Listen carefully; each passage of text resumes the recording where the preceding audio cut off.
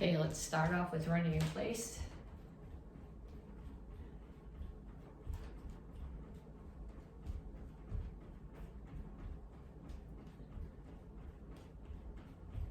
Okay, if running is not working for you because of joint problems, because of back problems, you can march or you can walk back and forth. But this is to warm up, so you need to start moving. Punches now. Keep your feet moving. Keep your hands up.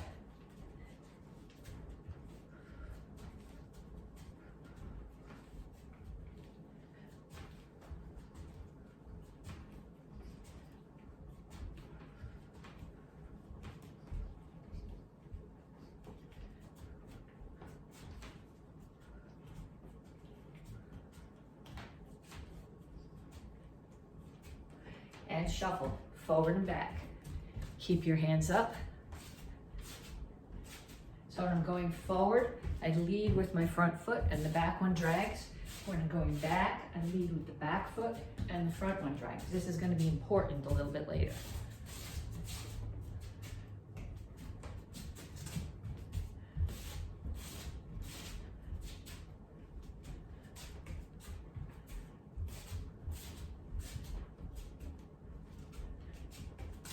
And knees. Keep the standing one bent. That keeps a load on this leg, so it's just more work. If you're doing the work anyway, you may as well do a little bit more. Other side.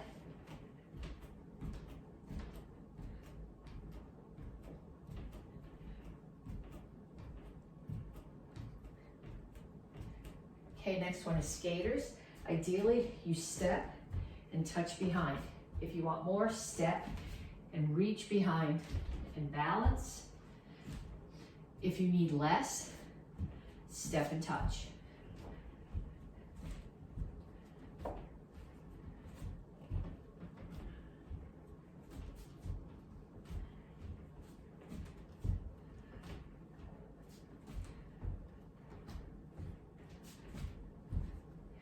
And kicks, front, side, back.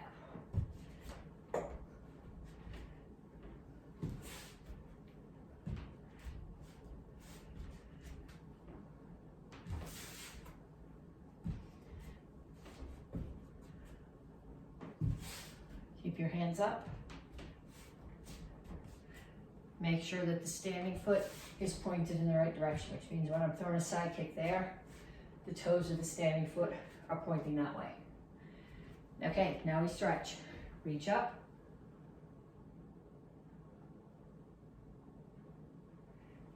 Straight out to the front.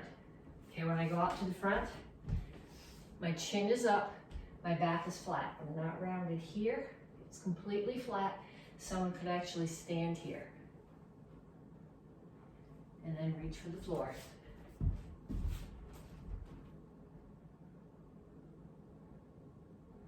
Okay, over to one side, lift your chin, grab your ankle, pull your chest to your knee. So I'm not pulling my head to my knee. My head is up, and I'm pulling my chest to my knee. Down in a side stretch, both heels on the floor. If you need more stretch, take this elbow inside the knee, push the knee further open.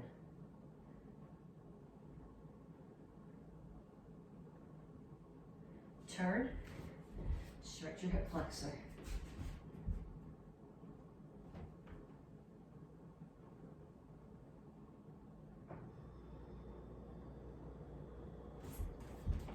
Stand up, straighten out both knees. All my toes are facing in the same direction. My chin is up, my back is flat. I'm not going this way, I'm going this way. So I'm pulling my chest toward my front knee. I should feel this primarily in the hamstring and front leg. You also feel it a little bit in the calf and the back leg. Come to the center, toes straight forward, push your knees out.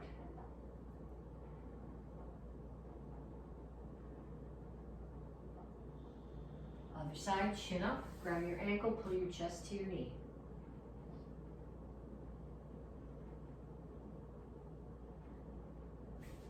Down in a side stretch. Focus on heels on the floor.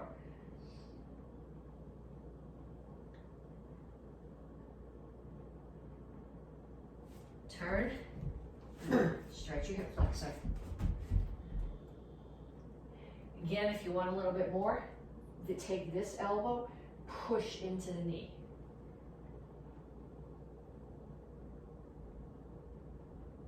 Straighten up the legs, toes in the same direction, knee straight, chin up, chest toward the front knee.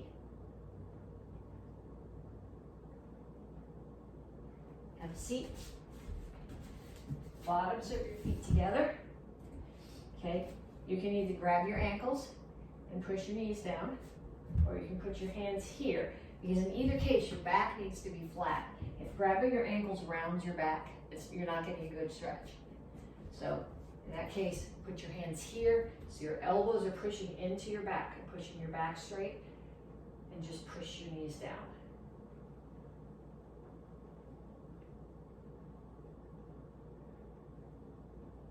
Feet straight out in front of you. Grab your toes, pull your heels up off the floor. Okay, I'm not rounded here, my chin is still up.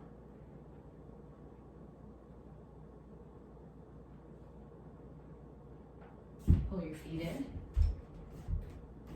Heels on the floor, rock back and forth.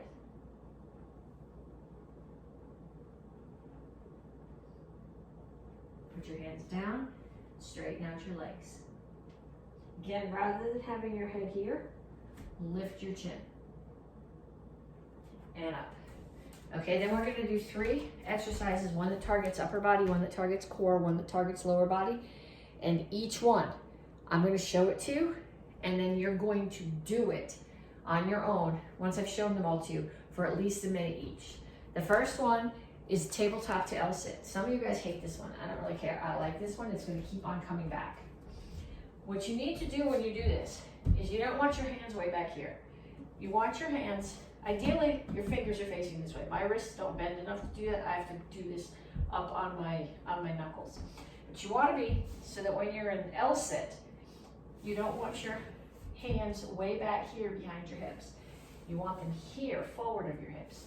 So then I put my feet down, I lift my hips, push them to the ceiling, and then I pull them back behind my hands. My butt is not touching the floor. The goal here with the L-sit would be eventually to get your feet up to hold them off the floor. I'm not there yet, but I've got more weight off them than I did this time last summer. So hips up, and then pull your hands, your butt behind your hands, butt off the floor. Okay, that's tabletop to L-sit, 1 minute. Next one is cross-legged. So like locked up, feet crossed. We're gonna do sit-ups this way. So my hands are here. They're not pulling me up and down. Okay, they're staying here towards the ceiling. So they come up, my legs are crossed. It gives you way less leverage than having them out here. So it's more work on your core. If you let your arms come back here, then your shoulders are pulling you up, which is not what I'm looking for. I'm looking for your core muscles to be pulling you up. Okay, so that's the second one. The third one is squat to lunge. Now when you do a squat, you want the bulk of your weight to be on your heels. So you want your feet out comfortably so that you're planted solid. You want your toes straight forward, and you want your weight in your heels. You can actually take your toes off the floor when you do this, okay? You're not going here or here. Think about a chair behind you, and you're putting your butt down on the chair. So my shoulders are staying over my hips. When I do my lunge, I'm stepping back far enough that my knee is over my ankle. If you don't step back far enough, you get your knee sticking out past your ankle, past your toes. That puts a lot of stress on your knee. So step back far enough that your ankle, knees over your ankle, and almost touch your knee to the floor. If you're doing it on a mat or on a carpet with a pad under it, if you bang your knee on the floor, it doesn't matter. If you do it on the wooden floor, on the pavement like that, it's gonna hurt. So you're gonna step out, squat, step in, lunge. Squat, lunge. Squat, lunge. squat, lunge. And I want you to do that for a minute. So a minute of tabletop to L sit, a minute of, I think they call that tailor sit with your legs crossed, sit-ups, and a minute of squat to lunge. Okay, this is the last month of the cycle, so this month we're getting ready for stripe test, and you're gonna be getting your stripe for intensity. So we're gonna start off working on some kicks, and this is particularly important for the kids, but the adults need to think about this too. Intensity has nothing to do with noise. You don't have to make any noise at all for intensity. Intensity is all those other things that we work on. It's focusing on the target. It's accurately hitting the target correctly. It's moving fast enough for the techniques to be useful, but not so fast that you're sloppy. It's generating power in every technique that you do. So we're gonna take some kicks. I want you to grab something that you can hold on to start. So we're gonna start with front kicks, and you're gonna start here. Standing foot's almost straight forward. You're gonna pick your knee up and push. Knee in and down. We're gonna do 5 like that. That's 1, 2, 3, 4, 5. I'm looking at my target. Okay, then same thing on the other side. 1, 2, 3, 4, 5. Okay, then we're going to do roundhouse kicks. I'm going to take my standing foot, turn it away from the target. The foot that I'm kicking with, my knee is facing the target. My heel, my knee, my hip are all the same height, and my hand is up. Kick, in, and back down. That's 1, 2, 3, 4, 5. Then on the other side. Check your standing foot. Make sure it's facing the right way. Hand up. Knee is up. It's facing the target. Your heel, your knee, your hip are all the same height. 1, 2, 3, 4, 5. Okay, then we're going to do the same thing with the side kick. Standing foot's turning that way. I think I've got to change my chair for this. You're going to bring your knee straight up. Okay, it's not tucked here. It's straight up like you're putting your foot on a step. Then I'm going to turn so that my butt and my heel are facing the target, and I'm going to push. 1, 2, 3, 4, 5. And then the other side. Check your standing foot. 1, 2, 3, 4, 5. Okay, then you can get rid of your chair or whatever you were holding on to.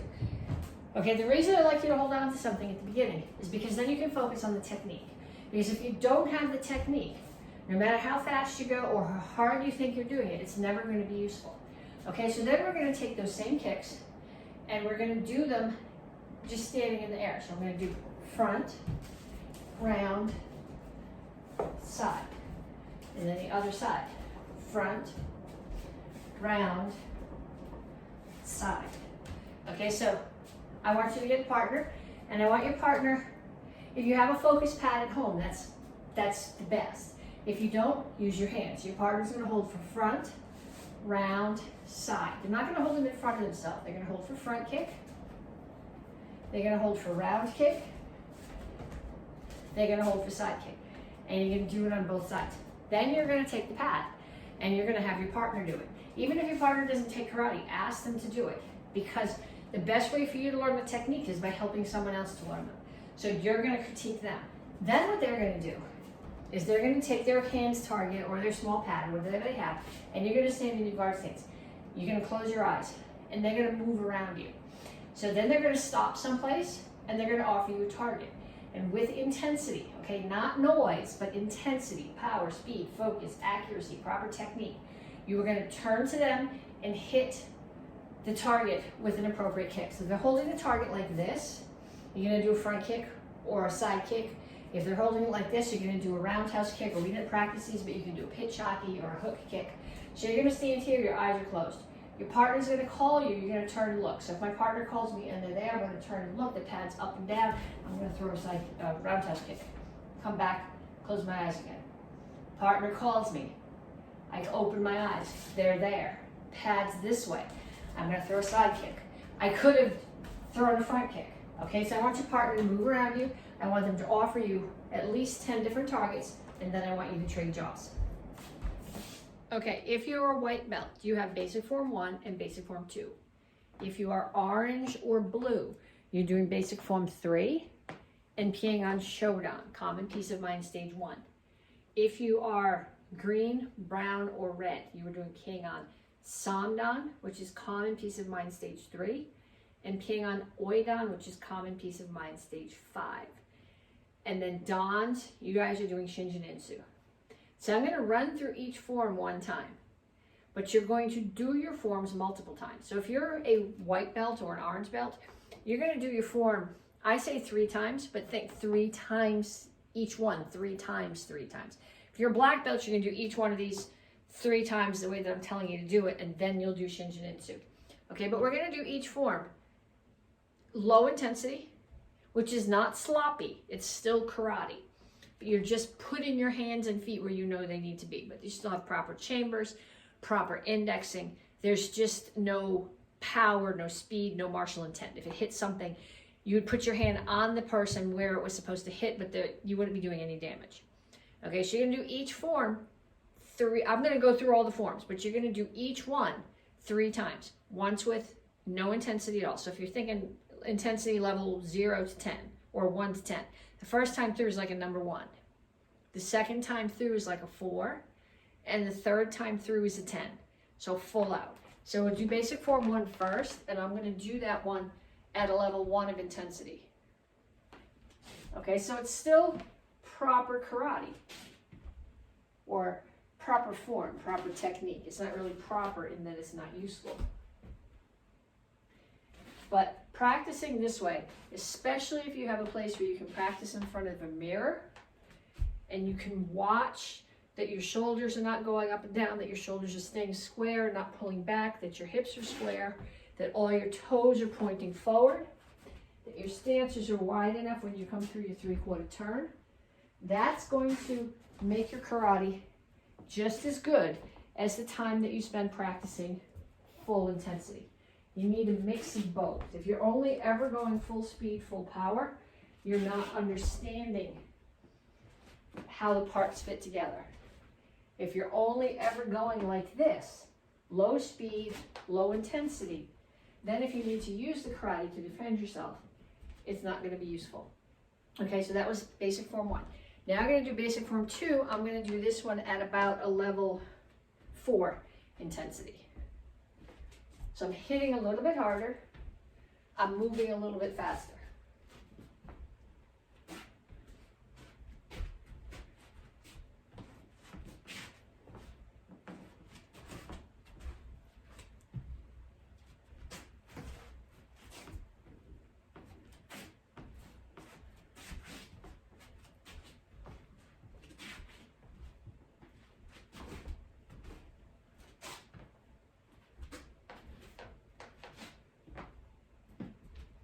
Okay, so if you're a white belt, you're going to do basic form 1 3 times, 3 ways. Basic form 2, 3 times, 3 ways. Then you're going to do that 3 times total. Okay, so now if you are orange and blue, you're moving on now to basic form 3. And this one, I'm going to show you level, well, as much as we can do in the house. Again, level 10 intensity.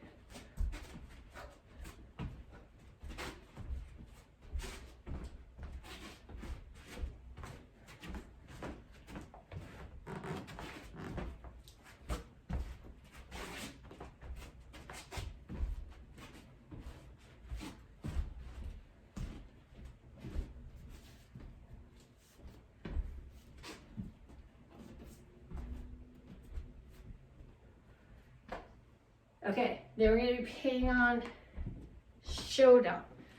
We're going to crank it back down to number 1.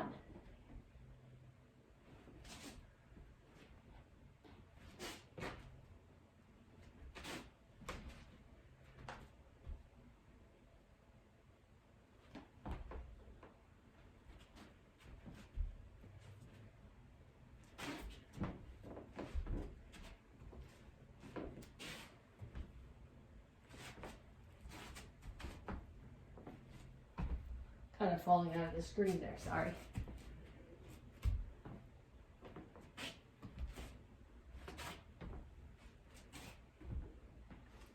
Okay, so for those of you who are still confused, left foot, right foot, right foot, left foot. Okay, so if you are a orange belt or a blue belt, basic form 1, 3 times, basic form 2, 3 times, basic form 3, 3 times, times 3, and Pang on Shodan 3 times, times 3. Okay, if you are green or brown or red, you're doing Pang on Samdan and Pang on Oidan. We're going to do Pang on Samdan, Common Peace of Mind Stage 3, which is the first one I want to show you, at level 4 intensity, except I have to stop at a couple points and point out some feet. I'm getting videos back from people, Sean Stevens, that we need to fix the feet. Okay? So I'm going to go level 4, but we're going to talk about feet. So here, bring your feet together right here. Feet together, feet together. Feet together.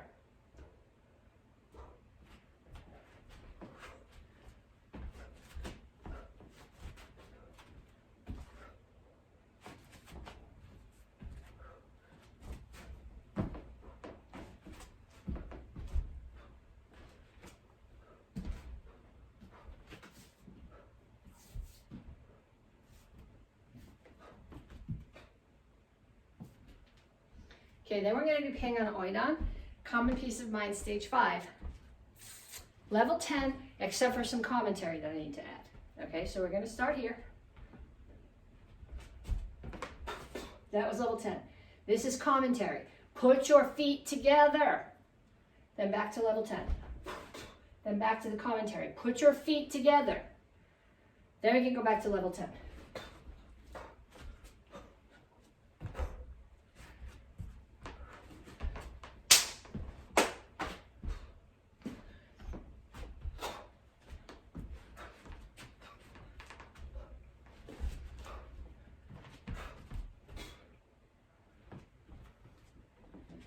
Okay, so if you are red, brown, green, you do basic form 1, 2, 3, and Pang on Shodan, each 3 times. And then Pang on Samdan and Pang on Oidan, you should do 3 times, but you should do that set 2 or 3 times. Then if you are Don, get your bow or your house bow. Okay, so I'm going to do the form once, just so that if you're still working on the dance, you practice where you're going. But what I want you to do with this form is I want you to break it in your mind down to phrases, and I'll tell you where I think the phrases are. Then you'll do a phrase with no intensity. And on the next phrase, crank the intensity up a little bit. And on the next phrase, and crank the intensity up a little bit.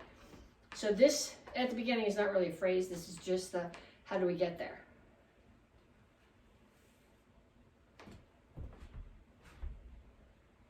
Now this is the first phrase, what I consider the first phrase. So I'm doing this without intensity, just getting to where I need to go. Okay, now this is, I consider this the next phrase. I'm going to add a little bit of intensity.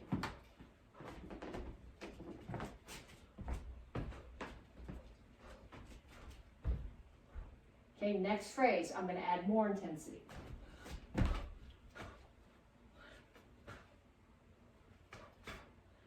Next phrase, I'm going to add more.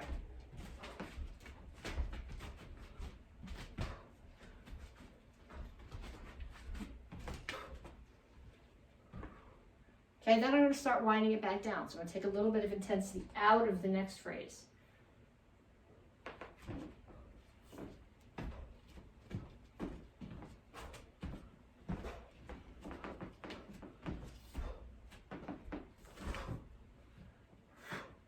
Okay, now I'm going to take more intensity out of the next phrase. This is a good one to not have a much intensity. I'm going to crank the intensity way down on this one so I don't hit anything or let go of my stick and have it fly across the room.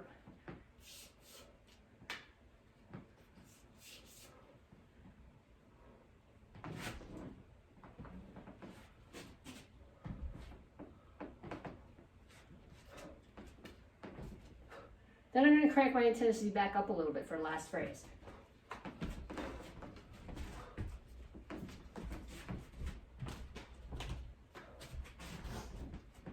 You missed that, didn't you? I was too far away, you couldn't see it. So for the last phrase, I was here, kick it up, then I come here.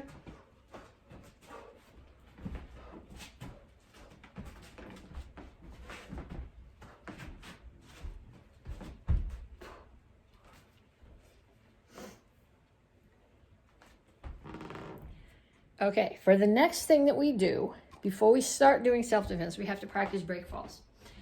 Okay, so I would suggest practicing this in a room with a rug or on a mat. I mean, this isn't really, this is just like a grass mat that covers the wood because the wood's not finished underneath, so it's kind of hard. You would like to find something softer than that. But you're going to start here, and you're going to pick your knees in and tuck your chin. So if I do this, my back makes a circle from the back of my head down my back. It's not straight lines. I'm going to hold my knees, and I'm going to rock up and down. Okay, so if you're rounded when you fall, it hurts less. And by having your chin tucked, it means you're not going to slam your head on the floor behind you. Okay, so now we're going to start here. Actually, I want you to lay down. Put your hands here. Okay, they're not here, way up there. They're way down here. So when you do break fall, you're slapping out, palms down, way down here near your hips. So you're going to start here. Hands are in, they're crossed. My butt hits the floor first, then my back, then my hands. My head never hits the floor. So I start here, butt, back, hands. Butt, back, hands. And then we're going to get a little bit taller. We start here, butt, back, hands. And then taller. And but you're not crashing, you're still putting your butt on the floor first. So butt, back, hands.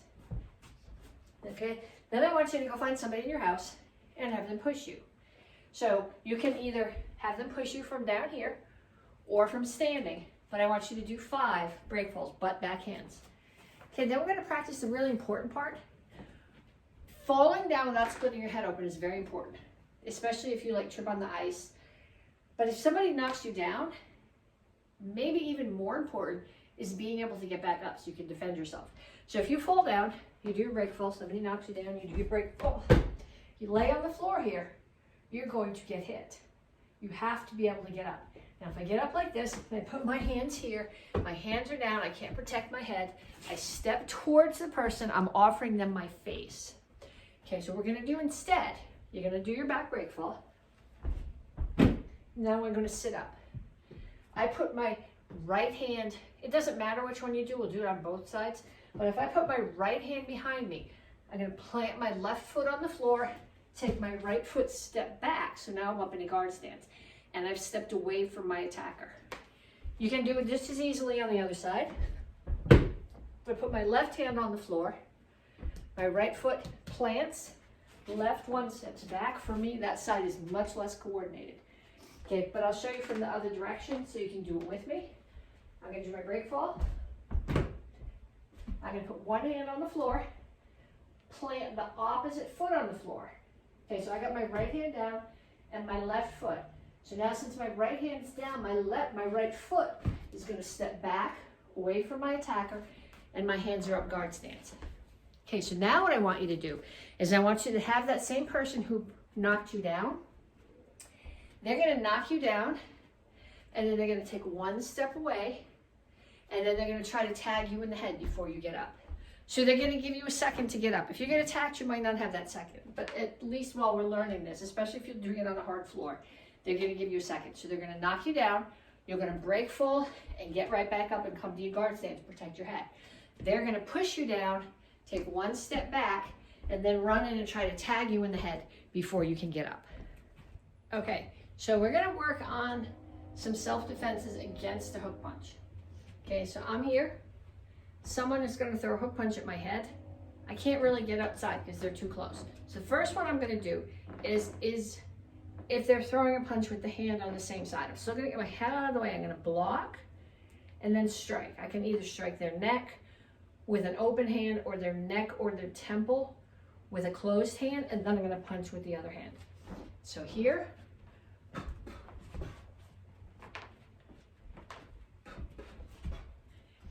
If they punch me with their other hand, I'm going to come across this way and block, and then come back, same thing, block, and then either open hand to the neck or hammer to the neck, and then another strike. So they throw and I'm always getting my hat out of the way. And then the third one is the rising elbow block that we practiced. Okay, so they're going to throw the punch. I'm going to step in here, block, and punch at the same time. So block and punch. Okay, then we're going to tie this together with the break falls that we did. So you're going to start off, you're going to do a break fall. You're going to get back up and come to hands up guard. And then you're going to get punched and you're going to defend yourself. If that doesn't stop them, you may have to add more balance, some knees, some elbows, whatever. Okay? So I want you to get back the partner who helped you practice your break falls. And what they're going to do now is they're going to knock you down. So they knock you down and you get up and they're going to throw a punch, a hook punch, and you're going to defend. And you're going to do that about 5 times. And then they're going to knock you down and they're going to count 1,000 and throw the hook punch. So if you're not back up yet, they may be throwing the hook punch at you down there, which means you're going to have to make it work. If you're still here, you might have to make it work there. Okay, so they're going to push you down. You're going to get up as fast as you can. They're going to throw a hook punch, and wherever you are in your get up, you're going to defend against the hook punch. Okay, we're going to do single stick 2 different ways. Okay, so the single stick is a 16 count. It goes 1, 2, 3, 4, 5, 6, 7, 8. Those are the attacks. And then the defenses. 9, 10, 11, 12, 13, 14, 15, 16. Okay, so you're going to do it 3 times through, just increasing intensity. So the first time, you're just putting the stick where it needs to go. The second time, you're hitting harder and faster. Okay, I don't want to, there's a light in here with a chain too. All my rooms have lights with chains. It's an old house. The third time through, you're going to go like you're trying to take somebody's head off. Okay? Then, you're going to go up and down. So I'm going to do 2 moves, no intensity.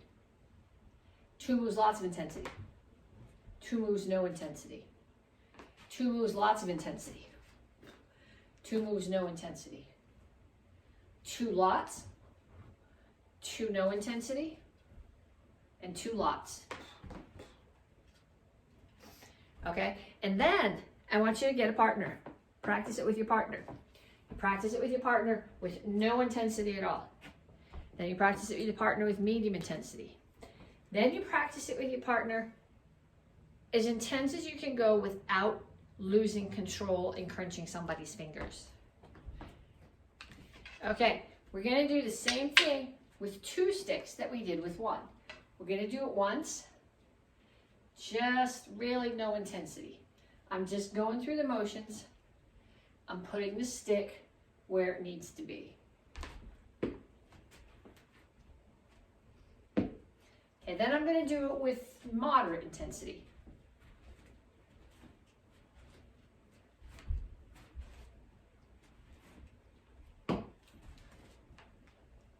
Okay, then I am not going to do it full out intensity because there's a light with a cord and there's my husband's big television. But you're going to do it probably outside in the yard, full power, full speed, full intensity. Okay, then you're going to bring it back in and you're going to go, think about your intensity being levels 1 to 4. So 1 is barely intense, 4 is much more intense. So you're going to do 1 with no intensity, 2 with more intensity, 3 with more intensity, and without hitting anything. 4 with more intensity, more speed, more power, more focus. I want you to practice it with somebody both ways, all the way through low intensity, all the way through medium, all the way through high, and then too high, too low, too high, too low. Okay, so we're sort of gonna do the same thing with the side that we did with the sticks, except I'm gonna offer you another option. Okay, so we're gonna do the form the first time all the way through with no intensity. You're just putting your hands where they're supposed to be, handling the weapon properly.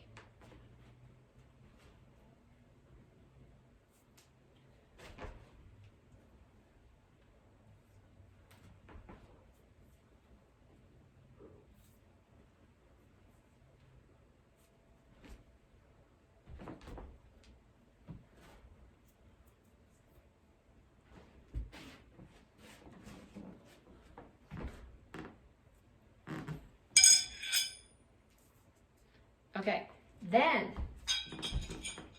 I'm going to put mine down because I don't want to use any more intensity in the house and send the sai flying through the television. But I can do the sai form. I'm not going to do it like I have sai in my hands. I'm going to do it as an open hand form with more intensity.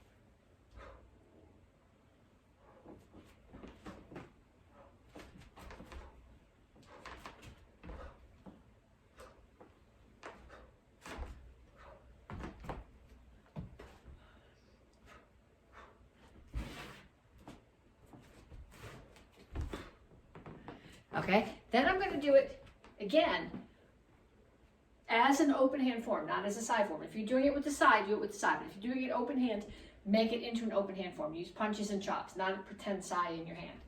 Okay, so with more intensity, then not worrying about going through the television.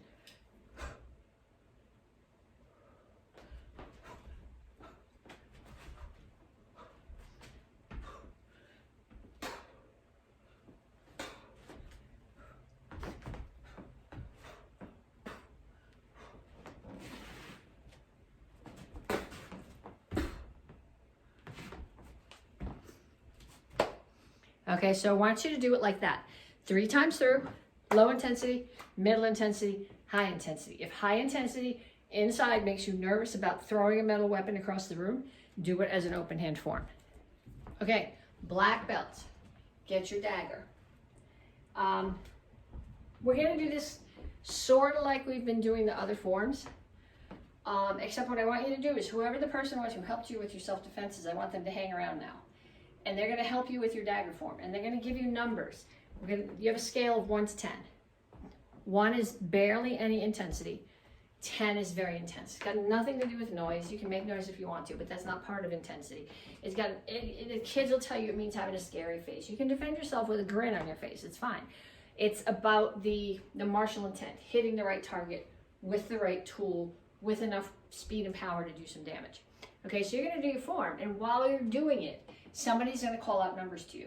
So if they call out 1, you're going to go with level 1 intensity until they call out 7, and then you're going to crank it up to 7.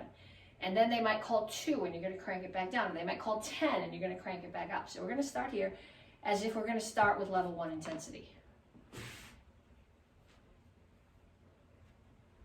Okay, now my imaginary partner calls out 6.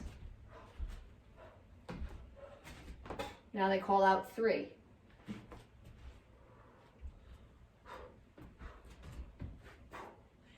Now they call out, I'm going to back up so you can see my dagger, they're going to call out 8.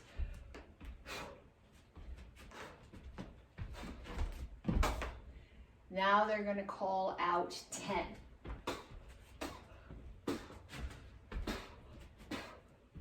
And I put 10 there because I really like those 2 phrases, and I think at 10 they're pretty cool. Now my partner is going to call out 3, which is a good place for 3 because this is a place you have to think about how you're turning your knife over. Now 8.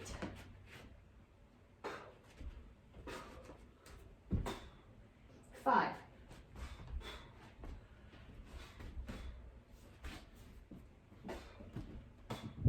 And we're gonna end it at 10 just because we can.